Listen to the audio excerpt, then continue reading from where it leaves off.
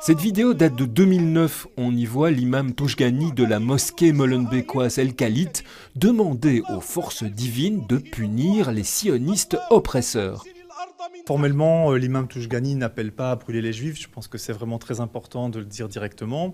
En fait, au cours d'une invocation dans le cadre de la crise qu'il y avait eu à Gaza à cette époque-là, face à l'impuissance des musulmans, l'imam Toujgani invoque Dieu en lui demandant de punir les sionistes oppresseurs. Il le dit textuellement, donc il ne parle pas de juifs dans son exposé ou dans son invocation, mais voilà, de venger, que Dieu venge les Palestiniens opprimés, oppressés.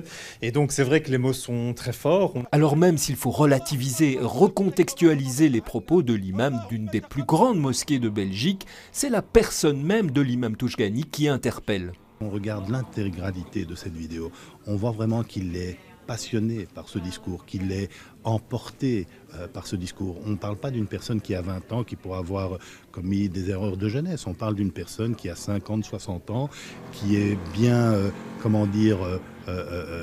déterminée et dont ses prises de position sont mûrement réfléchies. Même si l'imam Toujgani est là depuis très longtemps en Belgique, il n'est toujours pas en mesure de pouvoir tenir un discours en français ni même en néerlandais. Il ne comprend pas la société dans laquelle il vit et donc il n'est même pas en mesure, je dirais, de pouvoir comprendre la portée de ses propos et comment ils peuvent être reçus par des personnes qui se réjouissent ou pas, ou simplement des humanistes qui disent mais qu'est-ce que c'est que ce genre de discours que l'on peut trouver extrêmement choquant. Une proposition faite par nos interlocuteurs, c'est que la justice analyse ces vidéos et tranche une bonne fois pour toutes s'il y a appel à la haine ou pas.